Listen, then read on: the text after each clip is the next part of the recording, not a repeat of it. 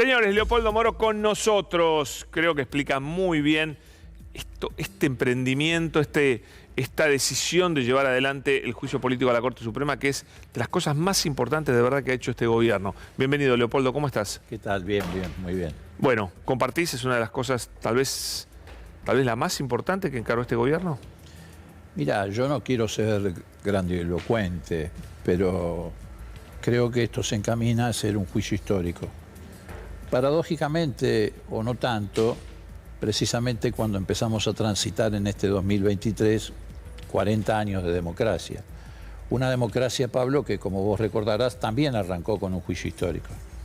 De otra naturaleza, porque estábamos frente a delitos aberrantes. Es incomparable en ese sentido. Pero me parece que este juicio, independientemente de la suerte que corra en la votación final en diputados, va a poner sobre la mesa, va a permitir que la sociedad se asome a un espacio institucional que en general se mueve en la clandestinidad, en la oscuridad, en el anonimato, como es el caso del Poder Judicial. Y creo que va a haber revelaciones que van a servir mucho para que argentinos y argentinas que repudian a la justicia porque es un mal servicio que se le presta a la ciudadanía, pero no tienen muy en claro cómo funciona una mafia judicial que pretende invadir otros espacios institucionales, adviertan que efectivamente lo que suceda con este juicio político va a tener mucha influencia en su vida cotidiana. Claro. Porque de hecho está teniéndola en este momento. Pero vos viste que hoy hay artículos que dicen, no, el juicio político a la Corte ha complicado las variables económicas, cuando en realidad la que tiene en sus manos las variables económicas es la Corte. Bueno, quedó claro con el apoyo del Círculo Rojo, que a través de unas 500 empresas o empresarios salieron a decir que el juicio a la Corte era un atropello a las instituciones, etc. Era que no va a haber más inversiones. Porque... Vos sabés que nosotros hicimos un trabajo que después lo vamos a mostrar seguramente en la comisión. A mí no me gusta mucho adelantar lo que vamos a hacer, pero de todas maneras tampoco es un secreto. Tomamos todos esos empresarios que firmaron esa solicitada en favor de la Corte. ¿Cuántos clientes de Rosenkrantz hay? Bueno, hay como mínimo 56. Ya sabía. Pero además hicimos un cruce muy interesante. Casi todos esos grupos empresarios, prácticamente todos, no todos, pero casi todos, han tenido causas varias en la Corte. Y todas fueron resueltas a favor de esos empresarios. No me digas. Exactamente. Rataz y tantos otros. Bueno, el caso más emblemático, más reciente, es la empresa Ledesma. Vos sabés que la Corte bicicleteó una definición para lograr la impunidad biológica de Carlos Blaquier en lo que es la represión que un caso se llevó histórico del 76 en adelante, que fue tremenda. Vos decís, en Ledesma. Los empresarios van a tener que explicar esto, porque ellos piden que no se toque una Corte que falló siempre a favor de ellos. Porque es su Corte. Claro. En la Argentina el problema que tenemos es que no hay una Corte Suprema para todos los argentinos. No, es una Corte de los poderosos. Tiene dueños. Sí. Los dueños son estos que firmaron la solicitada, las 500 empresas, Clarín, el grupo Clarín claramente, y tiene socios políticos que es Cambiemos. Sí. Por eso a mí me tiene muy preocupado. Yo creo que se viene una ola... Porque ni siquiera responden a Cambiemos. Son socios. Son socios, no, por supuesto. No responden a Cambiemos. No. Responden a gente más poderosa. Obviamente, no. Los dueños de la Corte no es Cambiemos. Cambiemos son socios menores de la Corte. Pero aún así me tiene muy preocupado, porque en estos días veo que están amenazando con represalias a través de fallos que según ellos van a estar dirigidos contra Cristina Kirchner en la causa Utesur. ¿En serio? Y en otras causas, sí. ¿Pero cómo llegan esas versiones? Y lo están haciendo a través de los diarios. Los diarios te están anunciando, la Corte va a responder con fallos y las cámaras de casación. Y a mí se van a meter en un problema muy grave. Pero ¿sabes por qué me preocupa mucho? Porque está demostrado que la Corte le cuenta a los diarios por anticipado y a los de Cambiemos por anticipado los fallos que va a emitir. Está en los chats entre Robles y Alessandro. Robles, que para el gran público es un señor anónimo, es la mano derecha del presidente de la Corte. Ni siquiera es abogado. Principal operador político. Exacto, ni siquiera es abogado, y así todo tiene el cargo de director general del despacho de Rosati. El tipo que llama a cualquiera que tiene algún problema con Rosati, llama a los periodistas que hablan mal de Rosati. Y se atribuye los fallos. En la conversación con D'Alessandro... Dice el fallo Robles. Claro, dice, decí que es el fallo Robles. Se atribuye los fallos. Demente, es más, en el modo de circulación de los votos dentro de la Corte, vos sabés que votan por vocalía, el juez Peretraki en su época había establecido un mecanismo de modo tal de que no se conocieran por anticipado los votos y hubiera hermetismo absoluto. Bueno, ahora los votos hay que llevárselos a Robles, de las distintas vocalías. Y yo no sé si hasta no mete mano sin ser abogado. Por eso digo, se ha llegado a un proceso de degradación enorme. Por eso este juicio político es muy importante.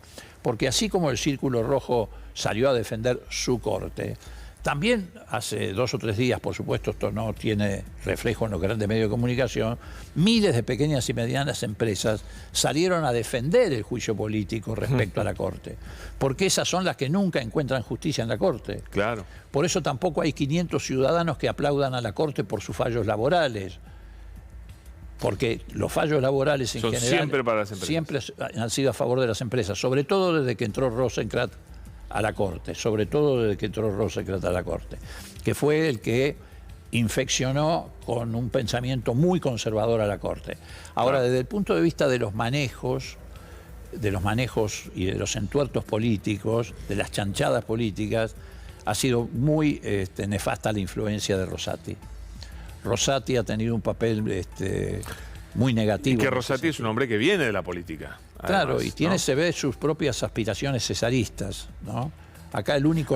Después, hoy tenemos una invitada que lo conoce muy bien, a Rosati de hace muchos años, Patricia Izaza, que lo denunció por encubrimiento a un... Conozco el caso. Conoce el caso porque además se abrió para el juicio político. Conozco el caso y creo que la vamos a tener exponiendo la denuncia a la Corte el jueves que viene. Bueno, la vamos a tener nosotros hoy acá. Pero ella lo calificó como un trepador político, un hombre despiadado, capaz de cualquier cosa con tal de adquirir poder. Y yo creo que llegó a la cumbre de todos sus sueños. Entonces, ¿qué no está dispuesto a hacer Rosati? ¿Qué no estaba dispuesto a hacer para llegar?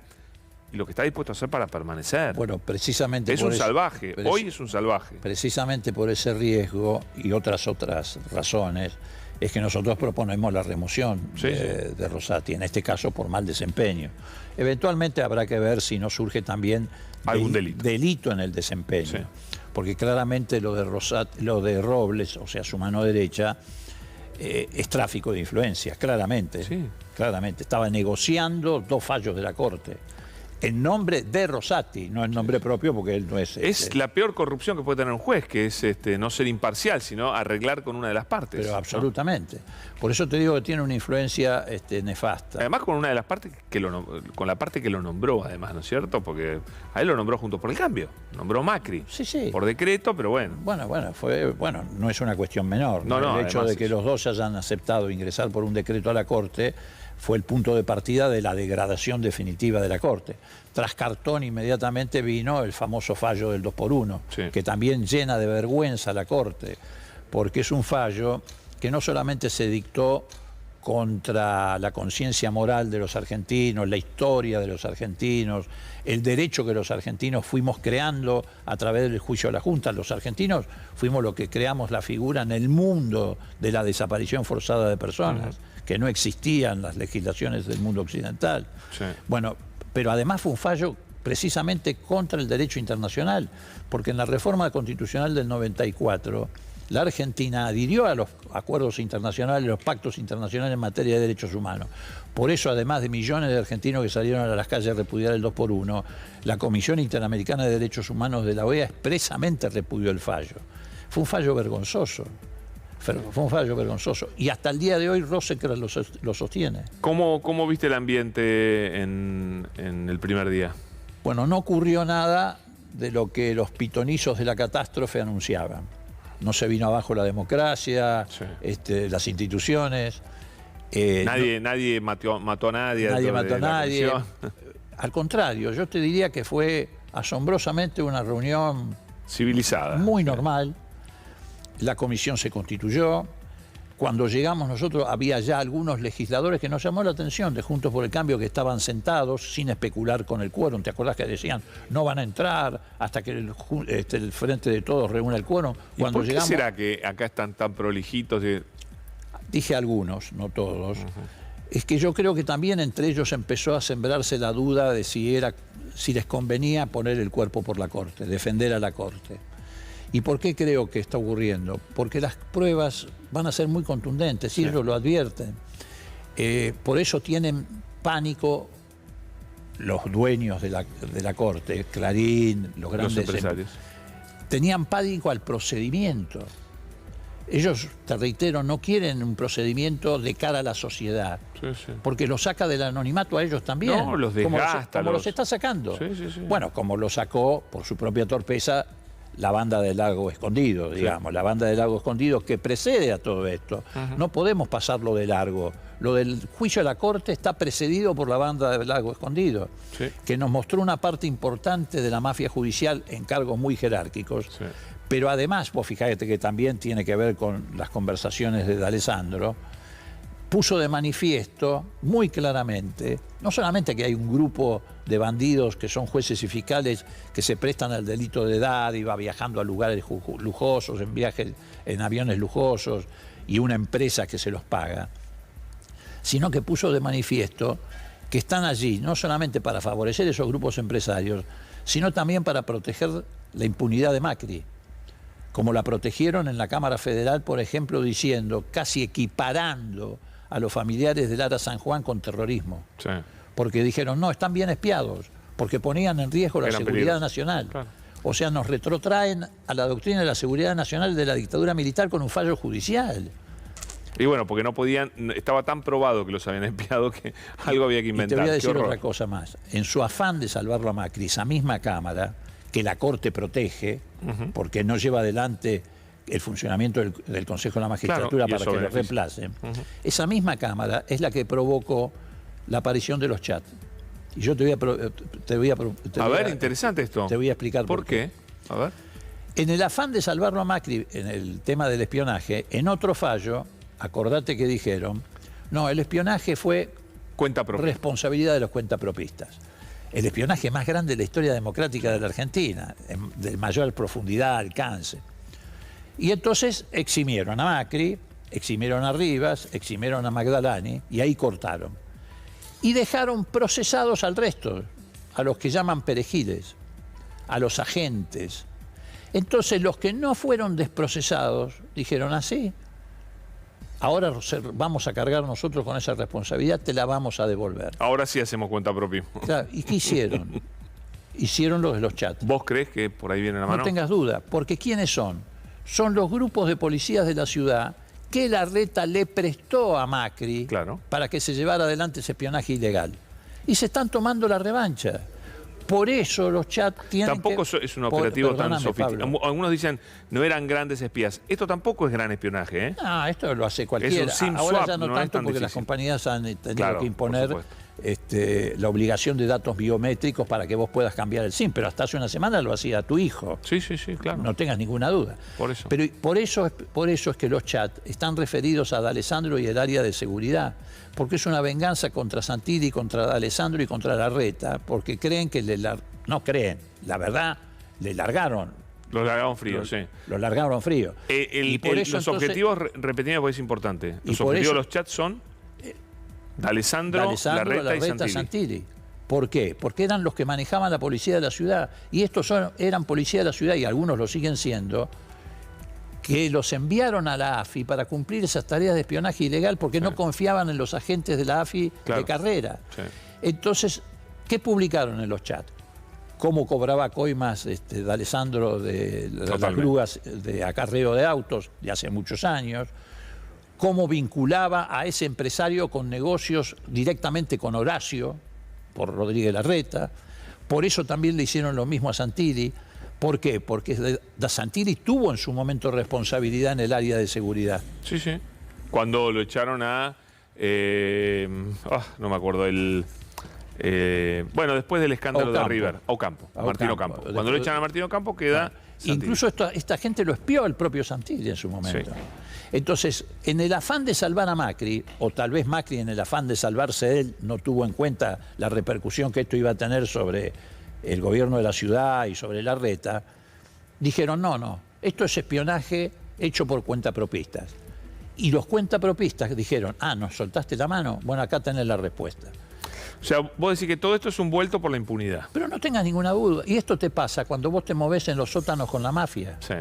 Porque estos son los códigos mafiosos. Si vos armaste un grupo mafioso que está fuera del control del Estado, pero le diste todas las herramientas del Estado para espiar a medio mundo, organizaciones sociales, religiosas, ¿no? presos, cablear cárceles, hacer seguimientos de periodistas, incluso periodistas que ideológicamente no están en la vereda de enfrente, Sí. como el caso de Alconada. Mon, sí. Mon lo siguieron desde la salida de la casa hasta que entraba al diario, hasta que entraba... Si vos haces todo eso y después le decís, no, muchachos, carguen ustedes con esto, y bueno, los códigos de la mafia se vuelven en contra tuyo, si vos primero usaste esos códigos a tu favor. Totalmente. La impunidad trae eso, ¿no? Sí, sin duda. ¿Cómo sigue entonces? Empiezan las sesiones, la apertura a prueba, ¿cuándo se va a producir? Bueno, ahora el jueves que viene vamos a escuchar a los denunciantes. Hay Ok. 14 pedidos. A los denunciantes. Claro, hay 14 pedidos de juicio político, y yo digo mal la palabra denunciantes. Vamos a escuchar a los que han presentado pedido de juicio político, que no es solamente los legisladores del oficialismo, ¿eh? Hay 14 pedidos de juicio político. Eduardo Valdés va a exponer, por ejemplo. Sí, en representación del bloque del Frente de Todos, que hizo una de las presentaciones. Claro. Pero está también la de la coalición cívica contra Lorenzetti. Claro. Hay entidades privadas o organizaciones de la sociedad civil, particulares. En esas 14 presentaciones de pedido de juicio político hay 60 denuncias contenidas de todo tipo. Sí, impresionante. Tengo que cerrar, Leopoldo. Bueno, no y me el queda mucho más 9, tiempo. que es con lo que te interesa, la pregunta que me hiciste, el 9, si se vota la admisibilidad, se abre el sumario de investigación y ahí empieza el periodo de pruebas. Esa parte va a ser muy picante. Muy picante. Va a ser interesante. Sí, muy interesante. Y una de las personas que hace una presentación contra la Corte que fue admitida es Patricia Izaza, que es denunciante de Horacio Rosati en particular, lo acusa de un delito gravísimo y nos lo va a contar ahora en un ratito después de la pausa y ahora lo despedimos a Leopoldo y después está Patricia Izaza, que es una de las que presentó una denuncia contra la Corte Suprema. Leopoldo, gracias, interesantísimo y por supuesto apasionante y vamos a tener unos días de cosas muy importantes. Tiene que mantenerse unido al Frente de Todos, ¿eh? No, pero por supuesto, además hay que mantenerse unidos, firmes. Sabíamos que íbamos a ser objeto de muchos ataques personales, institucionales y políticos, y además hay que mantenerse muy serio, porque este tema es muy serio. Gracias, Leopoldo, muy amable, ¿eh? Gracias. Ya volvemos con un testimonio que no te podés perder, que te va a poner los pelos de punta. Vamos.